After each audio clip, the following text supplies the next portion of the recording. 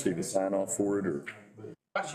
Well, what they're doing now, they're doing some What's that? online, Yeah. and then they're doing some at various places around the country. And they're scheduling some there in Oklahoma City. Okay. The problem is my training expires November. I didn't see you come in. Okay. Doing all right? And they're not coming to Orlando until December. Okay. So, So you'll already be out of. yeah, Oh, no. out of currency. Which is also one that has, we took a piece of Charlie. Yeah, so Jackson mentioned us was a wildfire. Yeah. So, no, I Actually not for, I mean, it's not the party, it's the apron onto the runway. tell you what he's done all this. He's really good about putting together all the stuff for the, We had two retirees. We had two. you know, for the application and everything. He made sure we had everything in there. Unfortunately, We've made didn't help. straight sections. We didn't get it, so. When he did that presentation that day here, it was like very thorough. And then that's what everybody was kind of like, wow, man, that was like extremely thorough. It was Yes. impressive. Yes. So, yeah. Yeah, he's gonna give us some other ideas tonight about what we can do. But, yeah, I don't, it's weird, it's like, they're in, so, they know forest. There's a whole way that land's before, but then they have weird windows for when they want things done. It's like really strange that it's kind of cut up based on when you're trying to do stuff. I don't know, it's kind of strange. All right, good evening, everyone. It is 6:01. I will call to order the September meeting of the Keystone Heights Airport Authority. I appreciate all of you being here.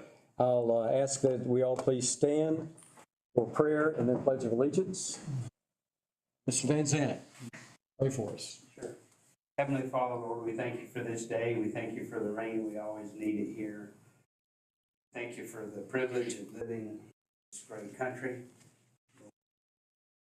I think towards tomorrow, Lord, September 11th, so many years ago now, it seems just like yesterday we have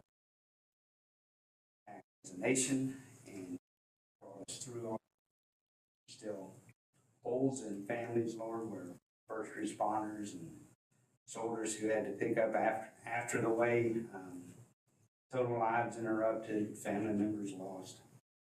So we pray for those people and their loss because they're still feeling it, Lord. And we ask that tonight, as this airport authority looks over their items and discusses money and opportunities and risk, Lord, that they have wisdom and discernment to make just great decisions for our airport and our community, and that everything that's said and done would honor and glorify you.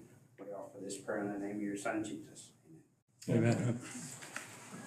I pledge allegiance to the flag of the United States of America and to the republic for which it stands, one nation, under God, indivisible, with liberty and justice for all. Thank you. Please be seated. Mr. Kuhn, will you do roll call, please? Mr. Kirkland? Here. Mr. Fryer? Here. Mr. Dagenet? Here. Mr. Ludwig? Here. And Ms. Hall? Here. All right, thank you. Let our records show that we do have a quorum. Also, we have several guests with us tonight. Good to have the mayor with us and city manager, Colonel Allen. Good to see you again. Thank you, sir. Without all the pins and. Oh, thank you, yeah. Have been in the office. Detector, okay. It's intentional, but we're going to do it. Frank Host is with Sportsman's Club, Todd Wilmuth, Grant Hooks, they're both tenants. Grant's over City of Flyers, and Bill Prang and Carlton Scott. And we also have Rebecca Williams, our CPA, with us tonight to answer some questions that may come up on one of the agenda items. So good to have all of you here. Thank you for being here. And our lovely assistant from Rockland that takes care of our video tonight. So thank you all for being present tonight. Any public comments? I do not have any, no, sir. All right.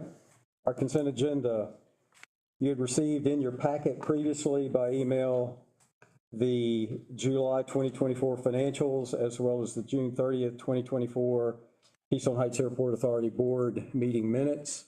I'll entertain a motion to approve the consent agenda.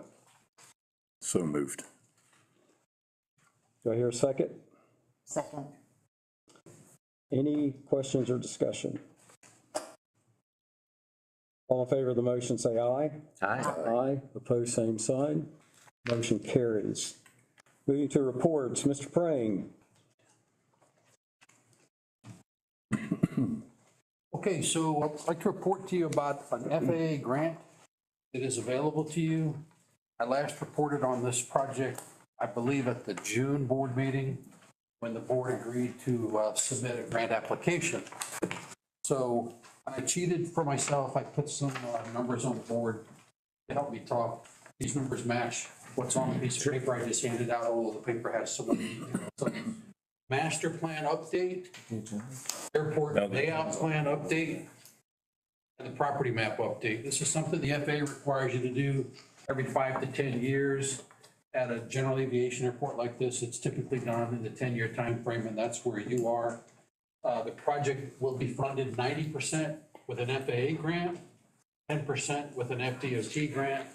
The total project cost is $605,523. If you look at the top of the sheet I passed out, there is a $10,000 allowance, which is allows the airport authority to get reimbursed from the FAA and the FDOT for any administrative costs you'll have along the way, things like placing an advertisement. It's not likely, but if we had to rent a venue to hold a public meeting, you could get reimbursed for your administrative costs.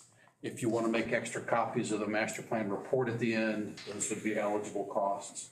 The bulk of the cost, of course, is the actual planning fee to AECom, $592,523. And then Craig obtained an independent cost estimate of the task from another aviation consultant, the cost of which was $3,000. So you'll be able to get reimbursed for that independent cost estimate task. Down towards the bottom of the sheet, you can see it's tabulated as a summary, the same total, 605,523. Again, the federal share is 90%. So today we received the actual FAA grant document. The FAA grant is in the amount of $544,971. I know it was late today, but I believe all the board members got a copy of the whole grant. You got it as soon as Craig got it. Didn't get it from the FAA until today. So the numbers match exactly to the grant application that the board authorized back in June. So the numbers are aligning. The FAA used a combination of 3 years of your non-primary entitlement funding. I'm way at the bottom now. NP 2022, that's non-primary entitlement from year 2022. Your allotment from the FAA is $150,000 a year. So to come up for the FAA share of $544,971, you committed 3 years of your non-primary entitlements. And then the FAA, from their discretionary funding source, brought in the additional $94,971. Some of you might ask, what's a master plan update, an ALP update, and a property map? I'm just going to give you a couple highlights. So we're going to look at the entire airfield, all of your entire property. Of course, the FAA is most interested in aeronautical uses. They want you to use all of your AOA, your airfield space, for the maximum best use for aeronautical use. Aviation tenants, aviation activities, anything that promotes and contributes to aviation revenue being generated at the airport. But you have a lot of land, so we're also going to look at some of your non-aviation areas, areas that don't touch the taxiway, runway taxiway system. Some of that is pretty remote. It'll probably remain in the just, timber category, and you can derive whatever revenue you can from that. The FAA certainly doesn't object to that, but there's other parts of your property that would be conducive to non-aviation commercial development. And so we'll be looking at those, including maybe some recreational uses that would touch the lake and some things we haven't looked at in the prior master plan. The AOP set, airport layout plan set, this is really pretty, this is all the technical stuff. This is calculations and measurements to make sure all of your safety setbacks are met, to make sure all of your runway safety areas have proper grading criteria, that there's not anything installed, fixed objects where they shouldn't be. As a part of that, we'll also do an aeronautical survey, so a controlled aerial survey, which will look at the entire, all four approaches and the surrounding environment for obstructions, vertical obstructions. Trees are a common vertical obstruction, which would impede a safe approach or departure of an aircraft. We're also looking for tall buildings, which you don't have a lot of here. You do have some cell phone towers, radio towers, and other things like that, that if you're not aware of them, and if you don't have plans to prevent them from being constructed and installed in the wrong place, they can affect your ability to publish aircraft approaches. So if I talk too much about aircraft approaches, I know I'll get out over my skis, and some of the actual pilots in the room will correct me, so I'm gonna just pause there, not dive too far. But it's bad to have towers.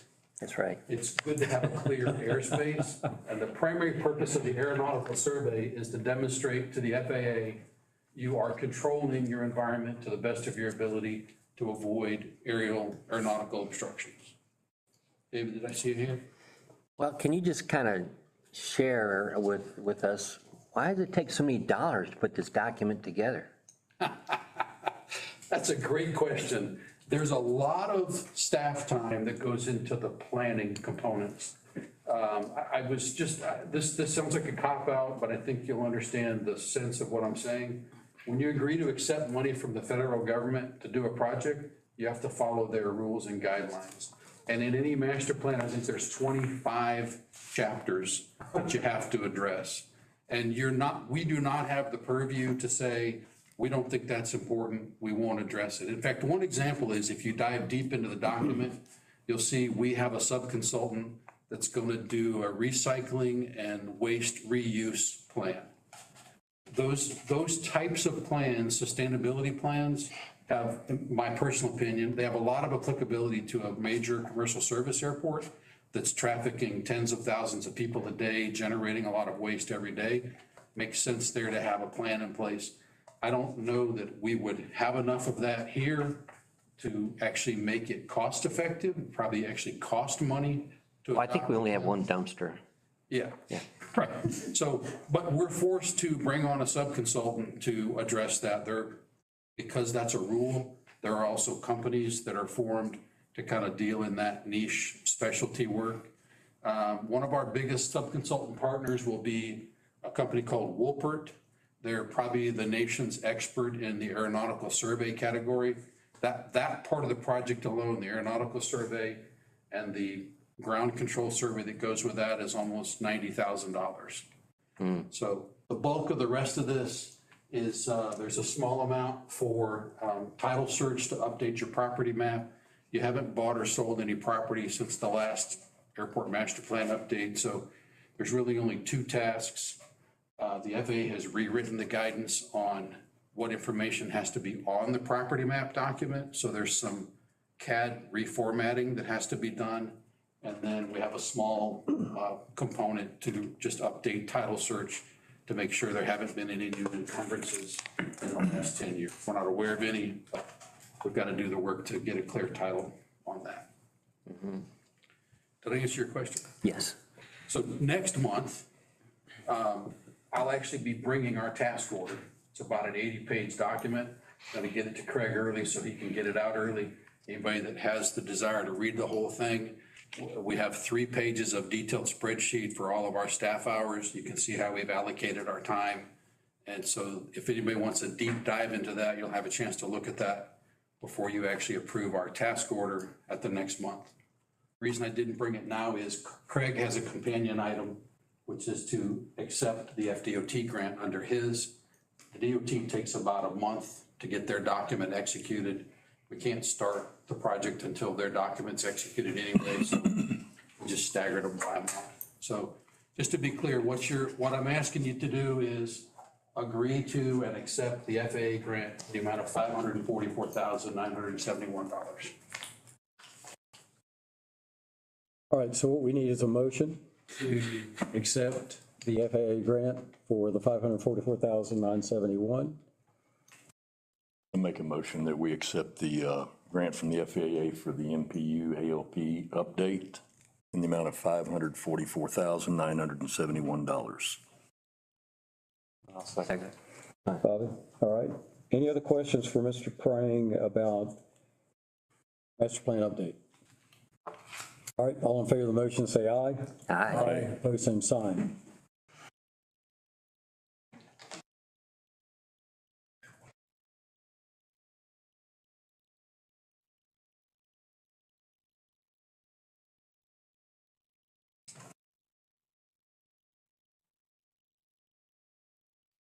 Is that all you had? Oh, that's all I had, yes, sir. Okay. Unless there's any other questions. All right. While we're here, Craig, you want to address the FDOT grant portion of this? Yeah, no, I sent out that document. We just need same kind of a motion to approve their portion. We have a resolution for accepting the public transportation grant agreement from Florida FDOT. Whereas the Keystone Heights Airport and the State of Florida Department of Transportation have determined it to be in their mutual interest to facilitate the development of the herein described project at the Keystone Heights Airport, to wit, Keystone Airport Master Plan / Airport Layout Plan, update and development of an airport property and inventory map at the Keystone Heights Airport. The municipality is eligible for and has requested a Rural Economic Development Initiative ready waiver pursuant to Florida Statute 288.0656. And the FP number for the FDOT grant is 446150-1-94-01. This is a state DOT, and the funding is, as we've listed there, $60,552. So do I hear a motion to approve the resolution 2024-10 for the FDOT grant? So moved. Do I hear a second? Second. Any questions? All in favor of the motion, say aye. Aye. Aye. Opposed, same sign. Motion carries. All right. Moving on to a couple of items that I had. On the agenda, we have set our annual adjustment. Our leases state that each year we will look at our expenses compared from last year to this year, come up with an annual adjustment to our leases, whether it be T-hanger, bulk hanger, ground leases, whatever it may be. With that process, though, and I'm going to combine both of my items here on the agenda with the budget amendment. We had passed a budget in the last meeting so that we could meet the deadline for getting that budget to the city. Since that time, we have found out from our CPA, and I had Ms. Rebecca Williams come in tonight to answer any questions that you might have. That original budget had some large purchase items in there. There was $50,000 for a pickup truck. There was a couple of $1,000s for a scissor lift. There was some additional money for some other projects that were more capital improvement type projects than just expenditures.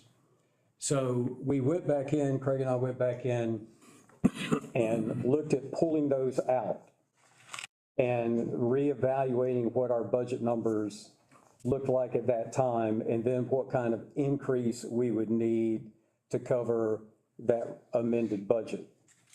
So what you have in front of you that was provided tonight is the amended budget. I don't have a copy of it for some reason, but Right here. so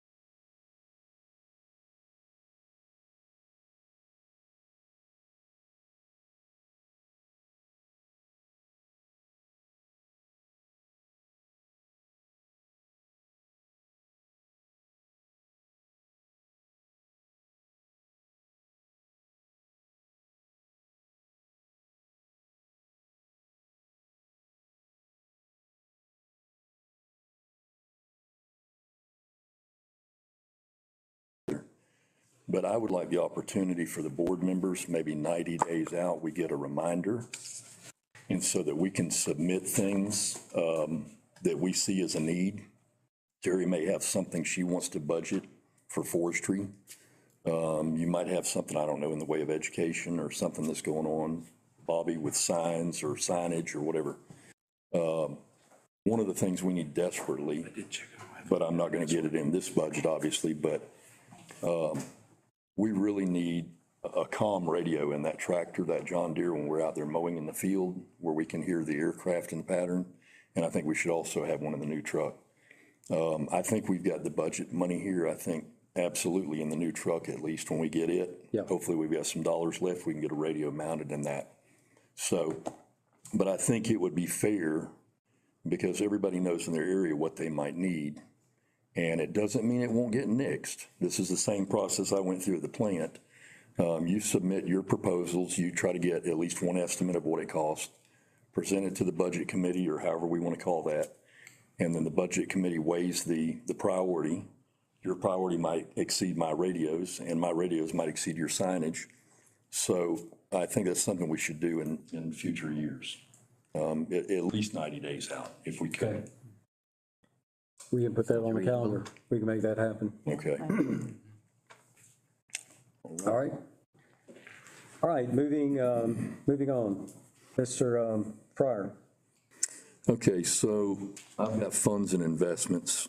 Some years ago, and Jim Taylor happened to be in attendance, but I asked why we couldn't take airport funds and invest in the stock market.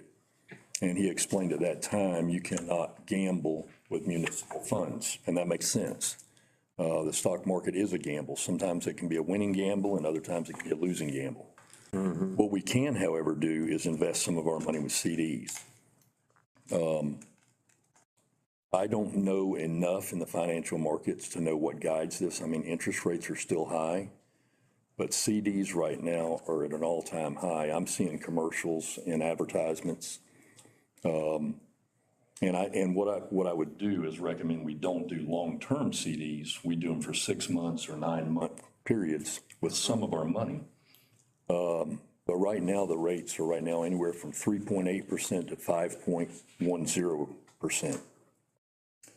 I think on our checking account, I don't know it exactly, but we're probably making about 0.03%.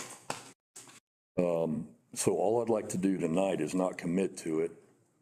I don't know if we can do this by consensus or if I have to pass a motion. Make a motion rather. But I would like the airport manager in his spare time, because we know he's got plenty of that with everything on his back burner. But maybe between now and the next meeting, if he could investigate and get, I'm not expecting, nor should any of us, I think, expect you to go out and try to find 10 different banks. But I think just like we do in our bid process, if he could go out and find 3 different banks and find out what we could get. And I would prefer to keep those CDs to a maximum of 9 months, preferably maybe even 6 months. I did see one that was 5.1% for 6 months. Now, I don't know what the minimum deposit is. And then we can decide with some of this money we've got in checking account, if we can take a percentage of that and put that in and let that money be earning some money for us. I just heard the other night in one of your budget meetings where y'all had the first reading, the second reading, that the city has CDs. Yep. So I think it would behoove us to do that and make our money earn a little bit of money. We're going to have the loss of the jet fuel. That's certainly ain't going to cover that, but I think it will help. So we do have a CD presently, Okay. $4,300. Craig and I have met with Capital City representatives, and we have discussed with them how they could perhaps better serve the airport and help us financially with looking at all of our funds that we have and tracking actual incomes and expenditures to make suggestions on investments. We have a meeting scheduled tomorrow with Ameris Bank for the same conversation. And then we have another meeting on Thursday with Florida Safe. It's a company that also deals with airports and investing funds. Okay. So we're on it. We're on top of it. Okay, so you're saying we've got a CD for 4,300? Yep. Okay, I'm talking about 100,000. I know.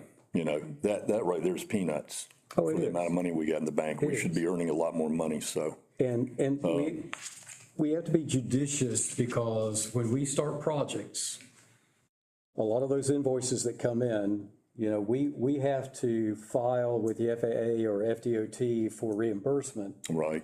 And so we've got to be able to cover that check. Well, we do, but we just had a bridge gap loan that we used, and I think we could have been using some of the funds we had now that I see how much is in the bank. Well, There might have We been looked at some that too. that went over, but I think we just spent interest when we had money in the bank to cover those, and that money would have been gone for 30 days or whatever it was until we got reimbursed. So I don't think we've used this now knowing what's in the bank as effectively as we should. So I think we need to consider, and that's why I say go with a 6 month. Don't tie it up too long because we know there's going to be a penalty. Well, let's do this. Let's Just have get the Craig rates for now. Bring that information back And then to the us. board can decide how much money we want to put in there, but I think we need to do a substantial amount to get some substantial earnings. So, I've Okay. recently had some 3 and 6 month CDs and they did pretty good. yeah, they're doing real good right now. I don't know how long it'll last, but it's worth investigating. Sure, That's it's all I worth got. looking at. All right, Okay. and we'll bring that information back that we find out from these other organizations. Okay. All right, Mr. Dagenet. Yes.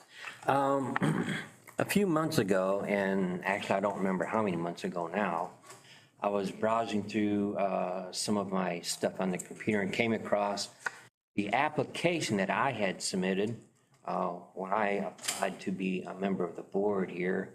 And I was just kind of looking over that document again. I thought, you know, I bet you if this thing was restructured just a little bit differently, it might be a little better document for everyone who's reviewing it to evaluate all of the applicants who are applying to be with the board.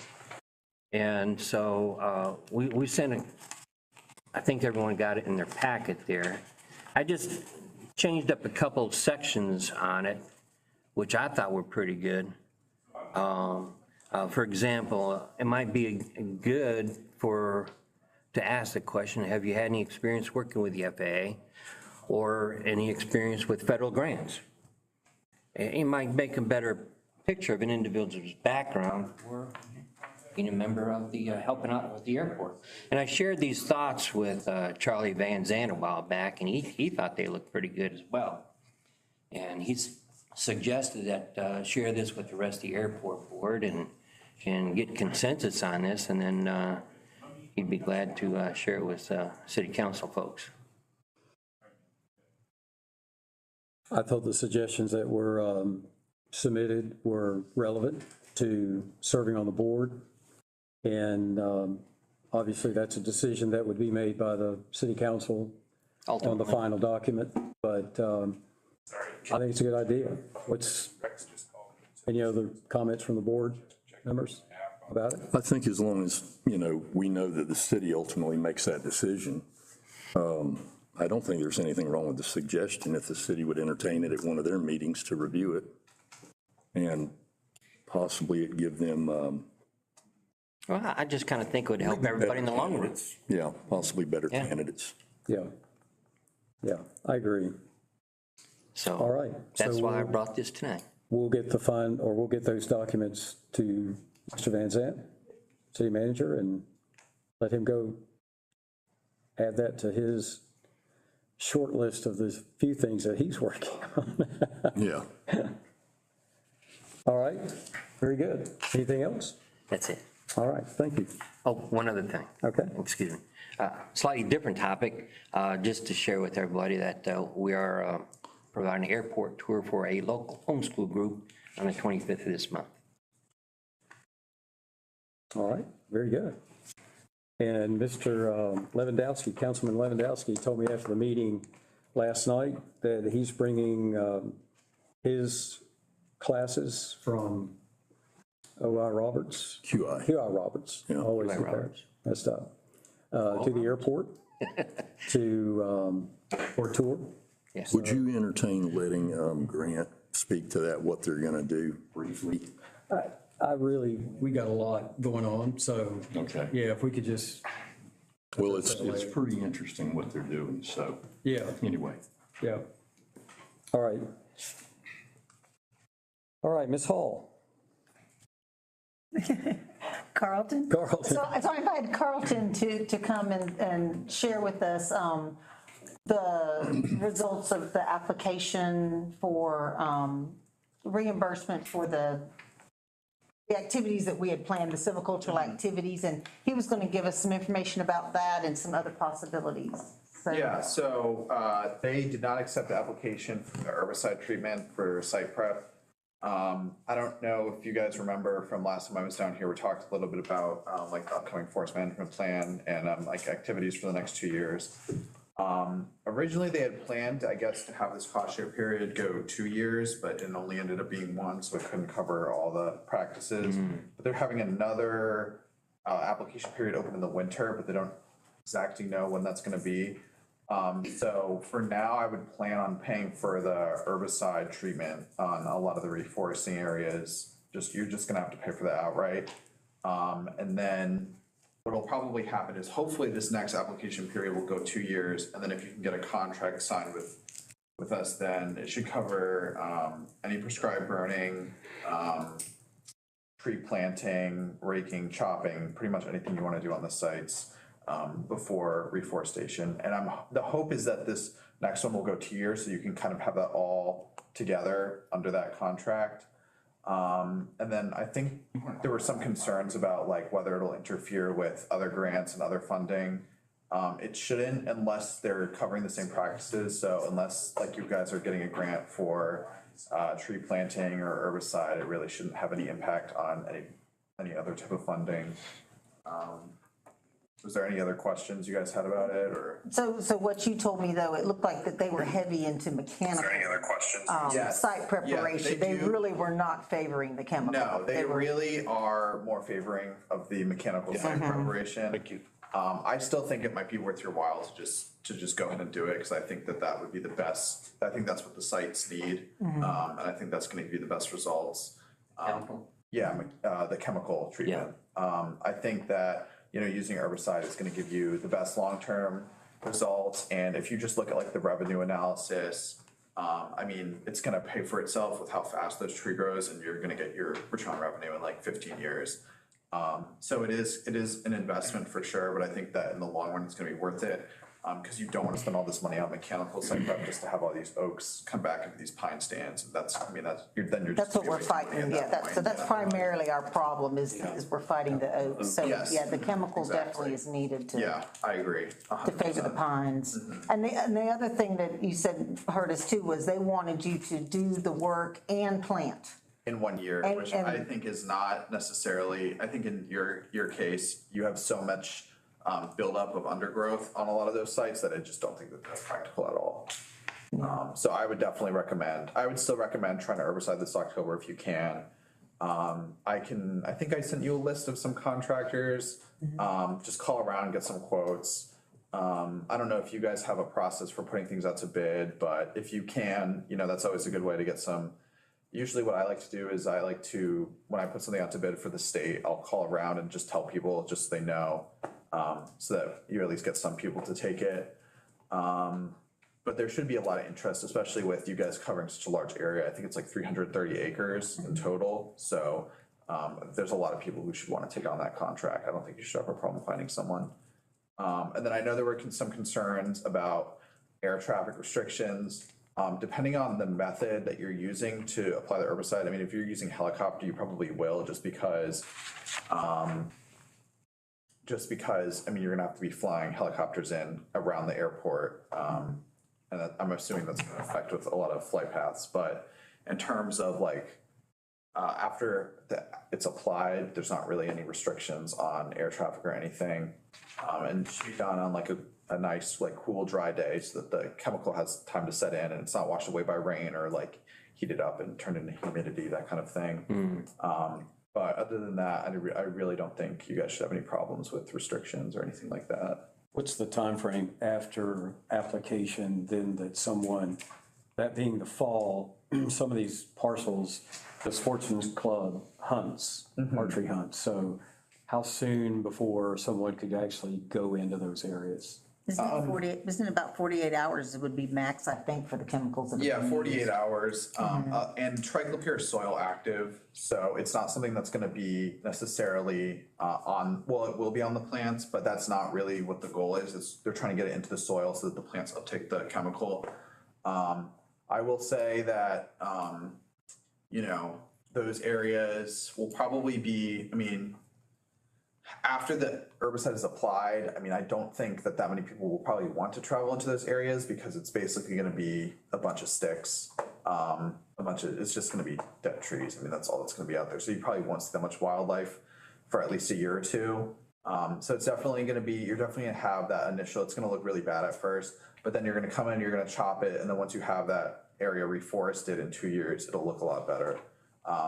Well, I would say that if we get out there and we do burn it, we're gonna have a lot of, that's right. you're gonna have grasses and stuff coming Yes, back, and- which is gonna be much better for wildlife Yes, than we can. especially in the long run, Yeah. because what you guys have out there right now with how dense the brush is, that's actually restricting a lot of the habitat for stuff like deer, turkey. You're basically creating these like walls that they can't travel through.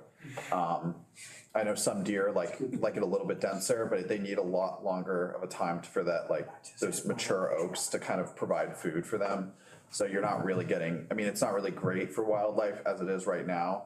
And I think you'll see the difference in 2 years after it's been burned and reforested. You'll see a lot more rabbits, turkeys, deer. You'll probably even see them after you burn it before you even plant, to be honest, just because of the state of the site right now. So Ms. Hall saying 48 hours, it gets sprayed. And if we do that in an October, well, I don't know if we'll do it in October, when it'd be done, but they're hunting. It's archery season. Right. And they would be hunting, so they would have to stay out of that area at least a week. No. Just 48 hours. 48 hours. 48 days. Yeah. Couple of days. Yeah, that's it. Yeah, and you would want to close the site beforehand and make sure that there's no one in there when you're spraying. Yeah, we'd coordinate that. Yeah. Well, I don't know, some of those people over the Sportsman's Club, Risk takers. Relish played in the spray.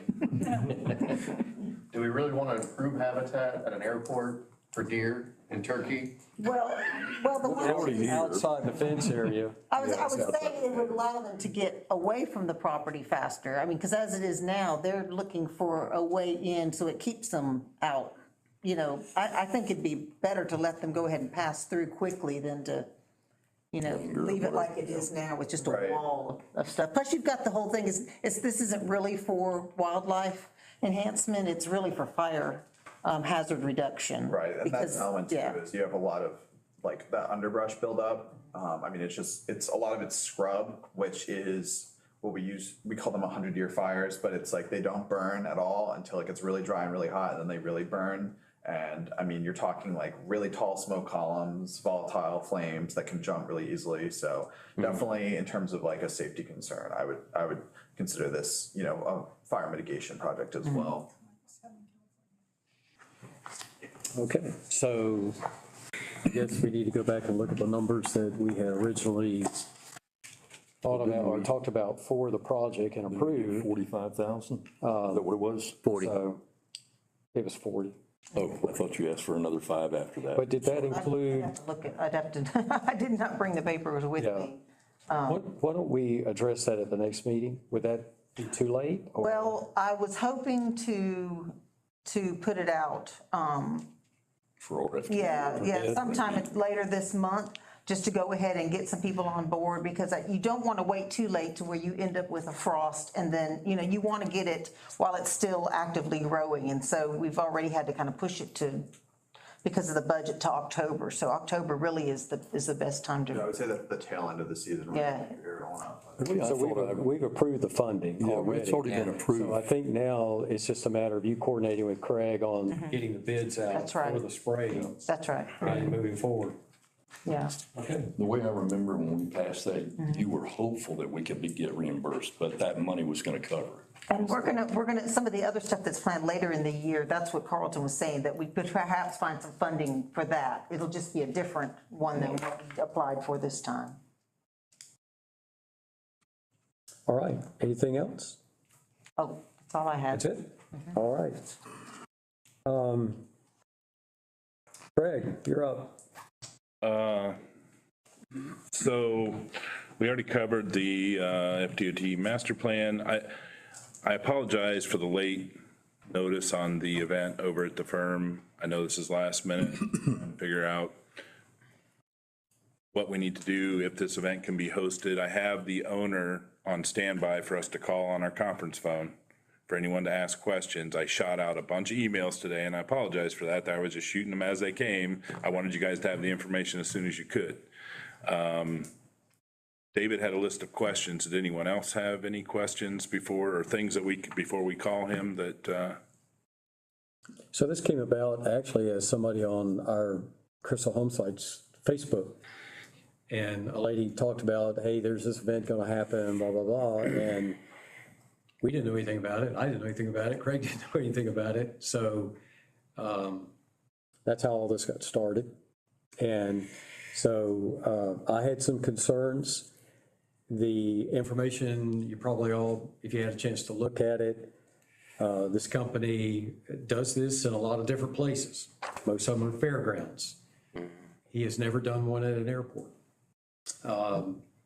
And my concern, one of my biggest concerns there, they're non-flammable. The rice paper is non-flammable on the lantern, but there is a small flame with a fuel source. Obviously, you got to have that to create the heat. It's an incendiary device. Our concern, Craig and I have talked about this, they do it obviously at night, less than 15 mile an hour winds. And our concern obviously is we don't want any lantern floating over our fuel farm. They only get up to 900 feet, I think 700 to 900 feet. Our airspace starts at 7 in the pattern. I had some questions, Craig had the questions about ATC and airspace. I had some questions about just aircraft being in the pattern, perhaps. The other issue was Rockland has aircraft that are out here on the ramp. We have other airplanes, one twin out here on the ramp, and we have some airplanes that are outside up by the T hangars. You know, I don't think any of us want anything like that floating down onto anything. So that was Certainly my agree biggest with that. concern. We don't want any floating flame around the airport. Floating flame. But not only is it a potential fire hazard, but we don't want to be in agreement with anything floating up into controlled airspace over the airport. That just would not be appropriate at all. I think one of the problems, and we had a hot air balloon guy that came in here years ago, and it turned out, well, he was an alleged fraud. They had, I think Great Britain actually had a warrant or something for him. He had come over from England to escape there. Anyway, one of the things that occurred with that balloon event, through no fault of the authority, was that when our then airport manager put the kibosh on it, once she found out this guy was fraudulent, the airport, through the public media, got the black eye. And we're going to be in the same boat here. I'm not saying that you need to base your decision on that, but we're going to get the black eye on this. The firm won't receive any of it, I don't think. They're the ones hosting it, or they're providing the venue, I should say. But one thing that I'd like to see done is on this application, I'd like to see it revamped to have some kind of language in there, because I suppose, I don't know how big this event organizer is, but I'm always certain there's, anybody can sue anybody. And this is already advertised. It's not just on the home sites, it's all over Facebook. And it's advertised for Jacksonville. So that means they're feeding the Jacksonville audience. And I think for each adult ticket, they get one lantern. Mm-hmm. So if a couple comes in and they want 2 lanterns, well, if you have 500 customers, that's a lot of lanterns. So we need to have something that has some bite in it, some legal bite, to state that if somebody does this without prior permission of the airport authority, they can be subject to a fine, regardless of who the tenant is out here that's using airport property. That doesn't address the immediate problem, but in the future, I think there needs to be some kind of penalty or something to prevent this, because, again, the firm handles many different groups over the years. The Crawling for the Fallen has become a great event. There's a lot of people that come to that. I think last year they had over 900 Jeeps. But they are benefiting from this financially. And I think they should know better. They should have, before they even approved this group putting out advertising, they should have filled out an application, or at the very least picked up the phone and Right. called you. Is that a requirement? I mean, is that? It is a the language requirement. is already a requirement. Well, the application also ensures that they have event policy, insurance policy, that they have adequate police, supervision, maybe rescue if needed. And all that information should be provided to the airport. Yeah, for approval. Right. And we didn't get that, and now it's next month. Right. So, And I would like to say too, as well, to add on to what everyone's saying here, just from my experience working around airports also, I see how, they even take it to the extent of chasing, birds out of the airport property, at the airfields that I've worked at, and currently and in the past, where they have operations people that are there with, loud booming type operations or type like firework type thing to get the birds out, just like Mr. Dagenet said, any like unguided type of floating object or flying object that enters into the controlled airspace around the airfield is not a good idea anywhere, and yeah, like I say, if they're to the extent, I know we don't do that here where we're chasing the birds out and all, but still, it's a very, if the winds are blowing and they're going completely westward or whatever, not where it stays away from the airfield, but just as anybody around the airports and pilots know, everything in aviation depends on wind direction. And if they're floating and the wind direction is on the, approach in that somebody's coming, it's going to be going in the same area that the aircraft's going to be approaching. So. well, not only that, what's our liability if it drifts across the highway and sets the Santa Fe swamp on fire like it did years ago? And what culpability do we as a board have? I don't think this is going to happen. This potentially is things that are being sent up into the air from airport property into controlled airspace, just floating around. We also, mind you, have just told through Mr. Kirkland, I think, or through Craig, the celebration for the 100th anniversary, the centennial, that they can't have fireworks out here. So are we talking out of both sides of our mouth? They can't have fireworks, pyrotechnics, and then yet we're going to let these people launch over here. So. Well, I think it's unfortunate. I think Mr. Fryer's correct. If we say no to it for all the obvious reasons that I think are justifiable, we'll may get some negative PR out of it. Well, one of the other options, and I'm not looking to I didn't propose this as looking to torpedo it in any way, but one of the other options, because it is already scheduled, tickets have been sold, et cetera, I could potentially close the airport for an hour, whatever the launch time is. But Bill, did you not say, and I'm sorry to put you on the spot, but did you not say there's also other state applications that need to be done with the FDOT to do those kinds of things? Yeah, the FDOT has a event form, request permission form, if you're gonna impact any part of the airfield. Frankly, I think the FAA has a similar form if you're gonna do something that involves air traffic. Well, and I think especially the FAA in particular is not necessarily keen on closing airports for non-aeronautical events. We don't want to do that, no. I think the answer would be no.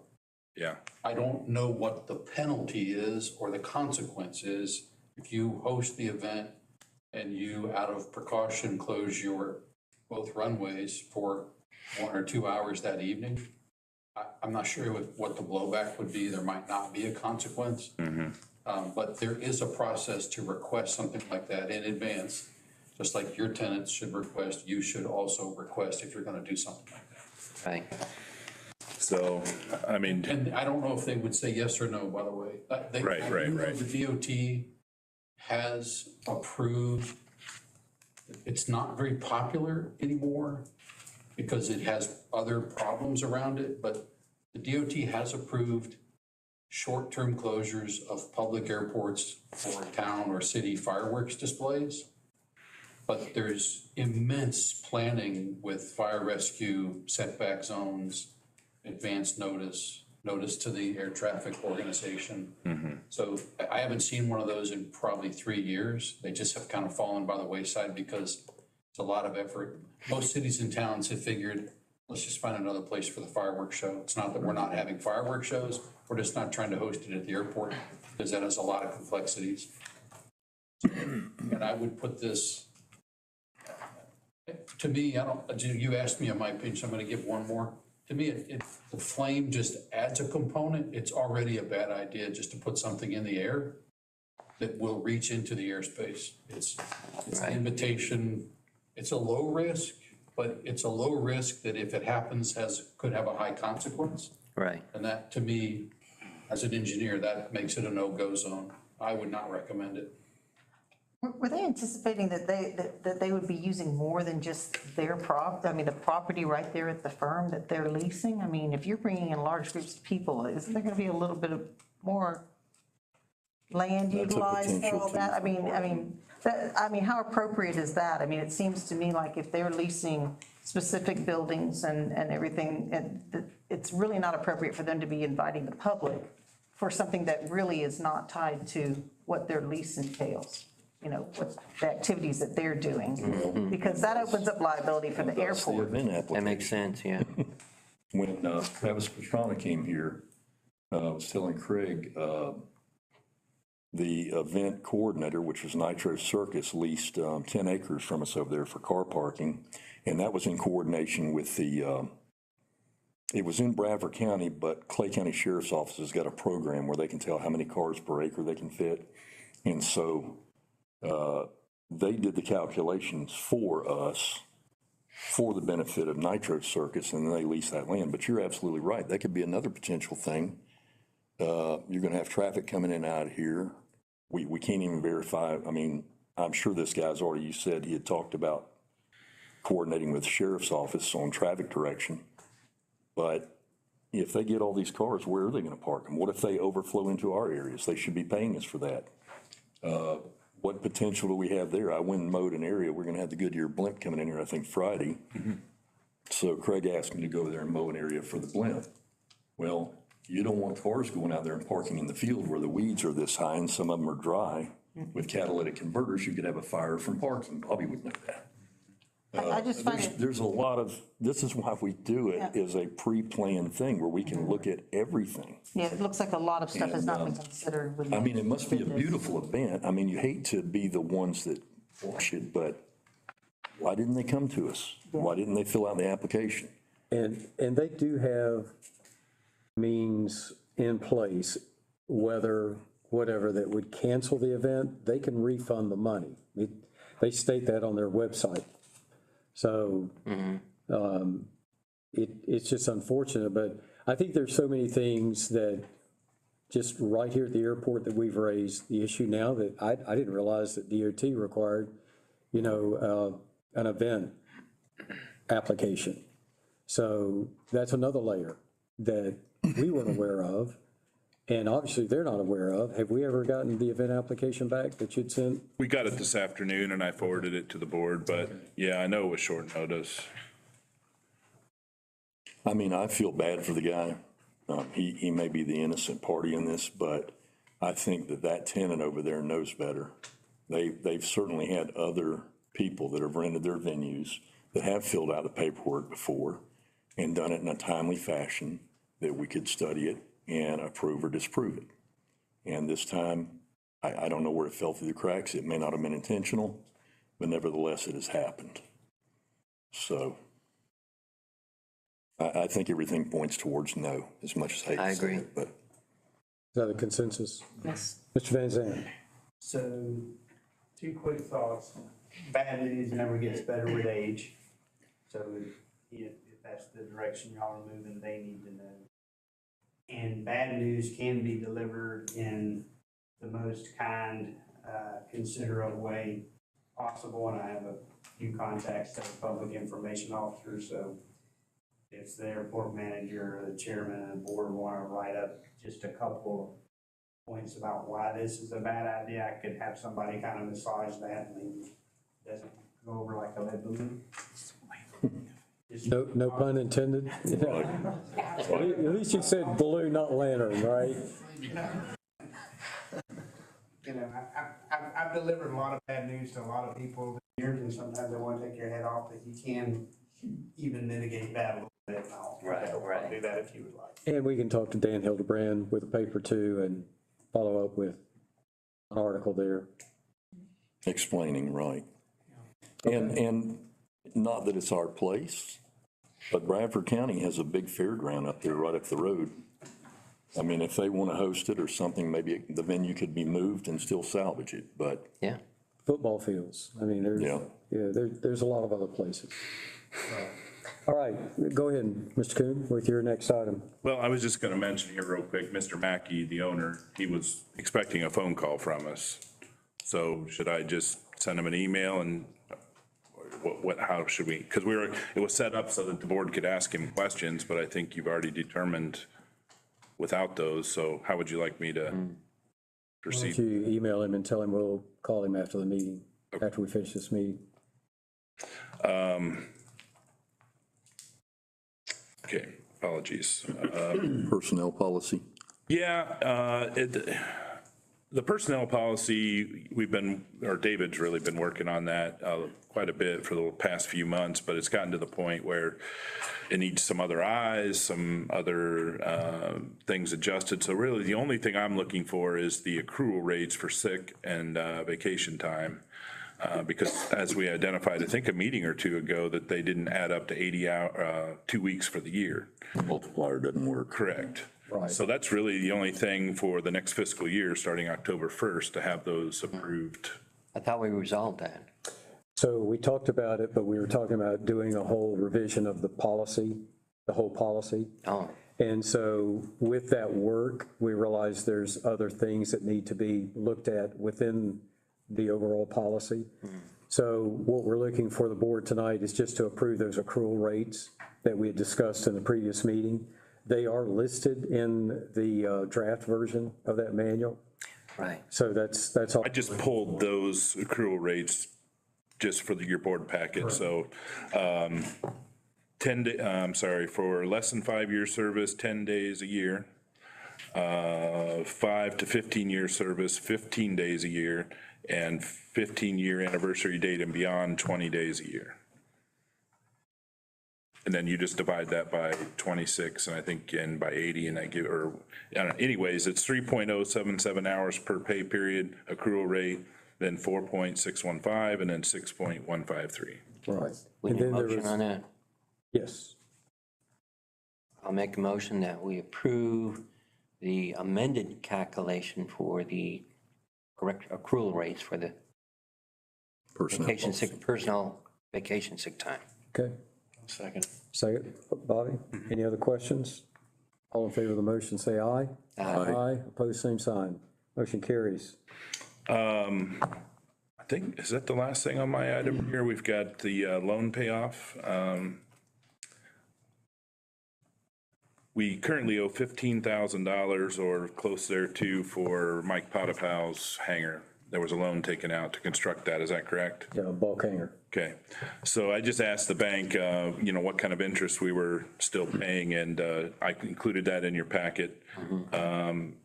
Confirmed that it was about $3,300, give or take, that we would save in interest by paying off the $15,000 principal.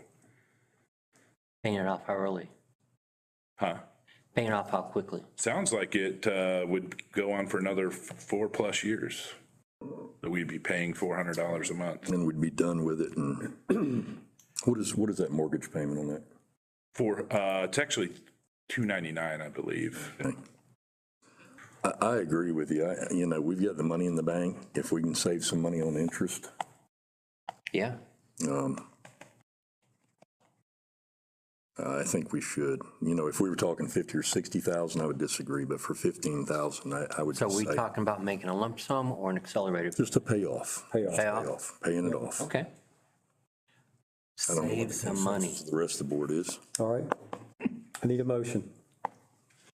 I make a motion that we pay off the hangar we refer to as Potapal. Do you know what number it is, or? I don't off the top. Okay, I'll just refer to it as the Potapal. Bulk hanger.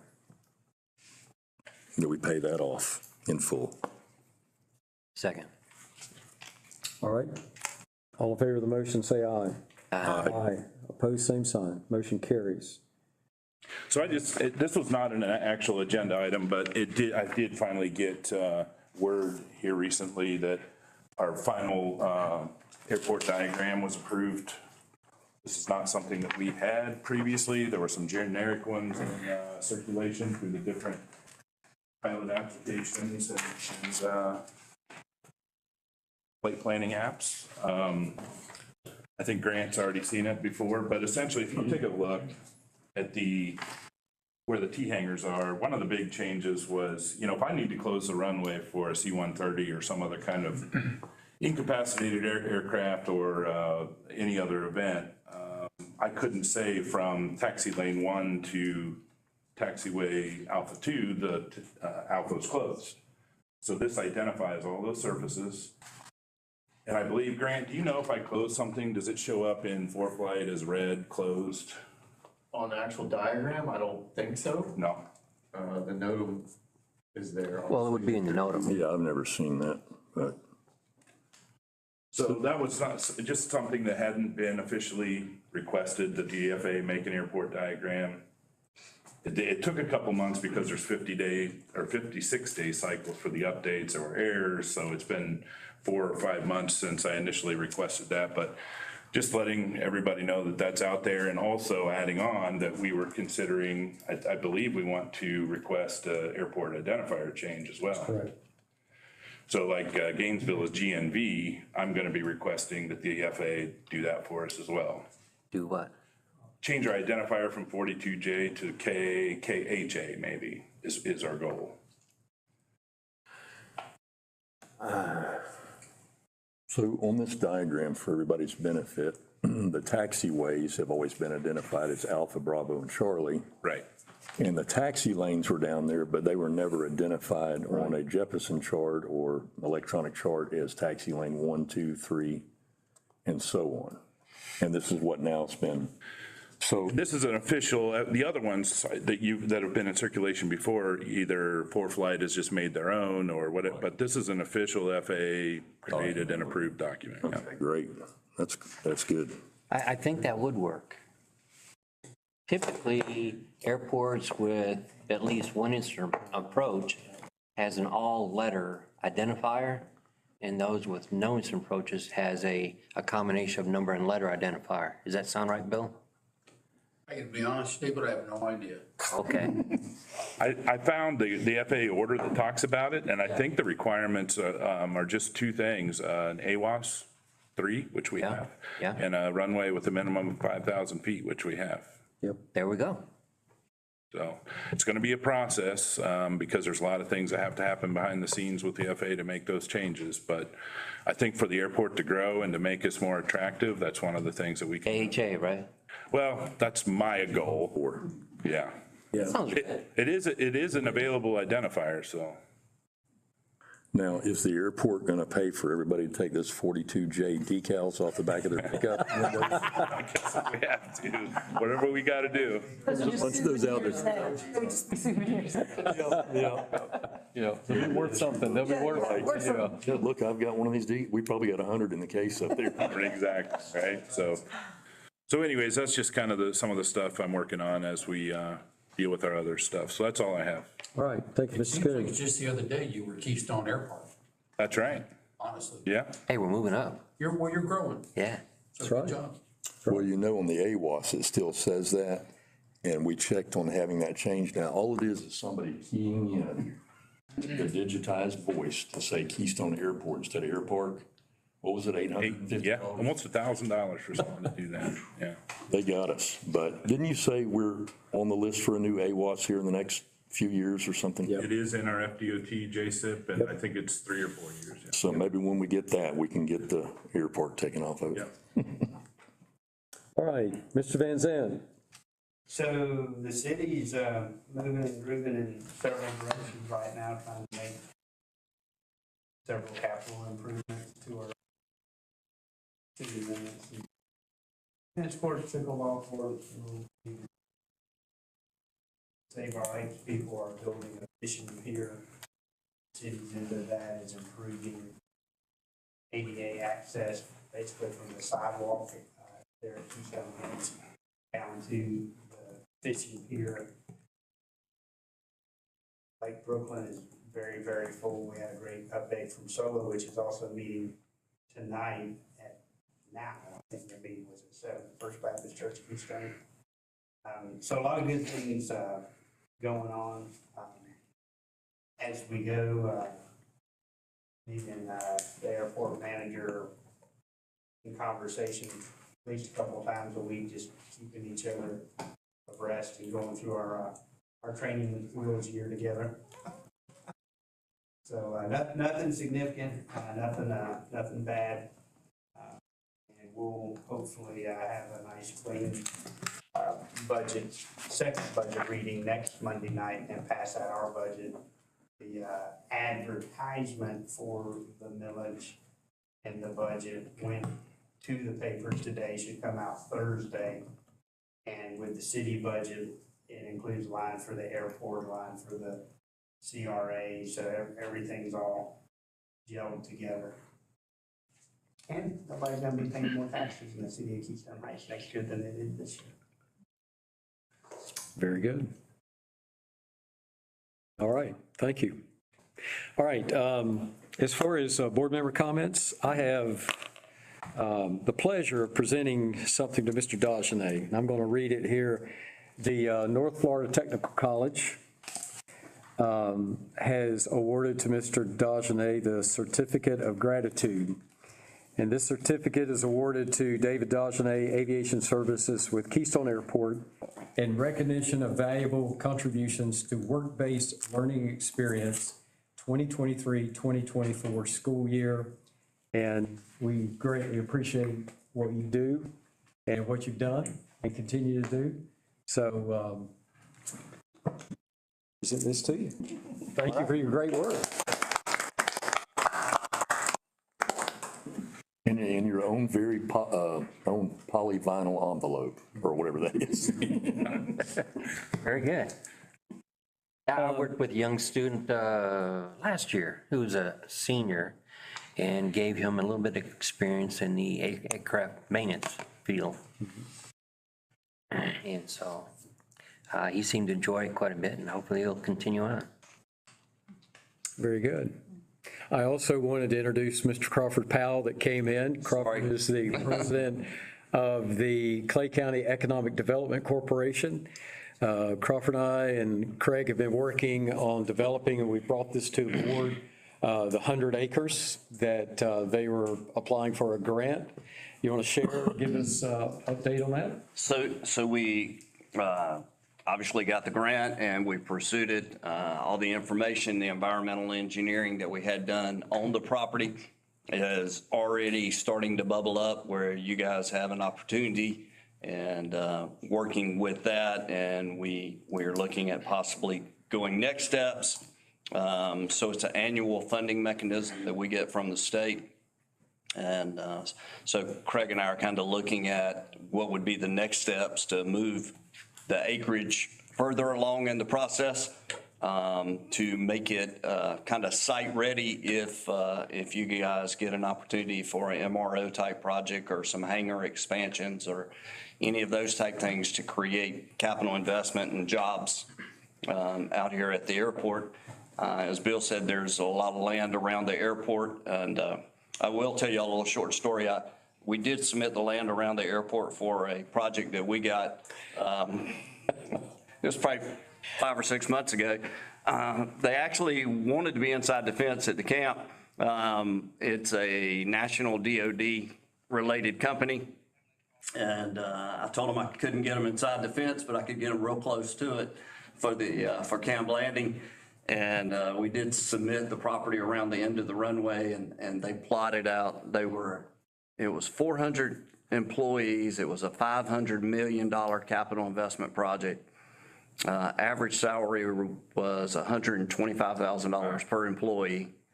And they were going to put up 30 buildings that were 300,000 square foot apiece each. But they had to be separated because they make stuff that goes boom. And they didn't feel good putting a horseshoe around the end of the runway. So they're still looking. But Understand that. but actually, you know, from our economic development world, it was a great project. I mean, you know, it's a large capital investment, nice number of employees, and a very nice pay scale. But they said they felt better being in an area where they could spread out a little bit more in case something did go boom. Kind of similar to your floating candle lights. If something does happen, you don't want a chain reaction with it just working its way around. But we are trying to work with Craig and David to further the opportunity for economic development in this region. So hopefully one day we're getting closer and closer. I think the grant last year was just, and I'm sure you guys discussed it, I'm going to be rough estimate, it was right at $100,000 that we spent doing some of the engineering work. So when Bill was talking about doing $500,000, I'm like, yeah, that's cool for an airport. So nothing is inexpensive around the airport, as you all know. So but thank you. And I'm sorry I crashed at your table. It was the only chair available when I came in late. So thanks for letting me crash. Robert, thank you. So, thank you. All right, any other board member comments? I do have some. Yes, sir. I'd just like to point out a couple things. Yesterday, I had the opportunity, once again, to be able to be a part of the annual FDOT airport inspection, and all went well. And again, I appreciate that opportunity and being able to be involved with that. It's always a good experience, and for me, myself, it's a good experience to be able to get out there and walk around on that airfield in that very slow, very methodical way, to where you can have the opportunity to put eyes on and be able to experience and learn things, you know, important things that pertain to the airfield. So our DOT inspector there, Mr. Smith, does an excellent job. And he'll give you as much as you want, or he'll not give you anything if you don't want. But for myself, you know, he's like the perfect matchup, and I really enjoy that and appreciate the fact that I had that opportunity. And I feel like, just from comparing it to how it was last year, I think we had a right mix of individuals involved yesterday. I don't know if it'll always be that way, but we also had Ms. Whitney here from the DOT. So you kind of had the money people here also with the inspector from the DOT, as well as myself as a board member, and then Mr. Cornelius as the airfield person. So it was a good group to be able to go around and everybody be able to, you know, I think it was a good education process, because there is some new individuals now, as well as just for all the right people to see, and that way they understand the needs, you know, and you're getting to see it up close and personal. So I do, again, appreciate that opportunity. And also, I just wanted to thank Craig for Mr. Coons, for all the work that he's putting into trying to do the things that he's doing, and looking for ways for us to better spend our money, as well as saving us money, you know, finding the payoff, the early payoff, and things like that, because we all know money is that's what makes the world go around, and we have to kind of try to get everything we can out of everything we have. So you know, I've been trying to make the opportunity to try to be here a little more, and have the opportunity to be around here and talk with Craig, and to see some of the things that we have going on. And I appreciate all the effort and time that he's putting in doing his job as the airport manager for us. And then the last thing, and I won't steal all the thunder, but I'd at least just like to bring it up because it didn't get brought up this evening, but I do not have social media. But occasionally when people that I know that have social media sometimes will reach out and say, hey, you know, did you know about this at the airport? Did you see this or whatever? Did you know, so I get to see sometimes the cool things that the people that are involved with posting that on the Facebook. And number one, you guys do a great job. I don't know, everybody, I believe, Scott is one of them, and I believe you were also one there, Grant, and it's nice information, it really is good PR for us. And there was an incident that was relayed to me of just a minor deal, but the efforts that were put in to help this person out, but over the Labor Day weekend. And I don't know if. Talking about the if rescue of a disabled airplane. Yes, and just reading that for myself, seeing that and knowing, and again, anybody that was in that situation, you know, none of us want to be traveling and you get in a position where you have mechanical issues or whatever, and you're straining somewhere going, I don't know where I'm at, you know, you know where you're at, but you don't know your surroundings, and, you know, now how am I going to find the things I need to get me out of this situation? And it sounded like our group here, the people that were involved with that did an excellent job. And I'm sure they made a friend for life with that person there that was involved with that and all. And I'd just like to at least commend you guys for, you know, for the efforts and everything. And if you want to relay the information a little more detailed or whatever, I'll let you have the floor on that. But I think y'all did an excellent job, and that's nice to see that. It was a team effort. You know, the mechanic called me, and then I already found Hunter Engelson was out here. It's one of their new instructors and student, I guess. He's working on, but David Young got involved, and then I got Craig out here, and yeah, that's what we do. We, you know, you go to a big airport, you know, the first thing they're doing is looking out, you know, we need a ramp fee. We need to pay, you know, you need to pay to just step out of your airplane on our precious concrete. We welcome people here, and we try to treat them like family. And everybody pitches in to get the job done. And that's really what it's all about. That's what this airport's all about. So the airplane's still out on the ramp here. It hadn't been, I guess they're waiting on some more parts or something. Throttle cable. But yeah, Craig said the skid mark on the landing gear was about 2,000 feet long where the guy was riding the brake. Yeah. He's lucky he didn't set a tire. It shows up really well out there. Yeah. Shut off the engine. It won't slow down. Shut it off. You know. But anyway, everybody was okay, and yeah, we got it done. Well, great job. Yeah. That's all I have. And thank you, Mr. Lober, for bringing those up. Our staff, there's a lot of preparation they have to do before the state inspection every year. All the mowing they do normally, but then a lot of other things that they prep for. And so I mentioned that last night at City Council, and I told them that we had the inspection and passed it. And that's all due to staff and others, Scott volunteers, attendance volunteers, so we appreciate it. Well, I got to tell you, Craig and Rob hired this guy, Robbie McGee, and don't park your car on the grass, he'll mow over it. He's a dynamo on that mower. He's mowing everything. So if your car gets in the way, it's probably going to have a mohawk right down the middle of it, and he's doing a good job. So. All right, any other comments? All right, consider ourselves adjourned, 7:23, the same time City Council adjourned last night. How about that? Very good. I appreciate that. Yes.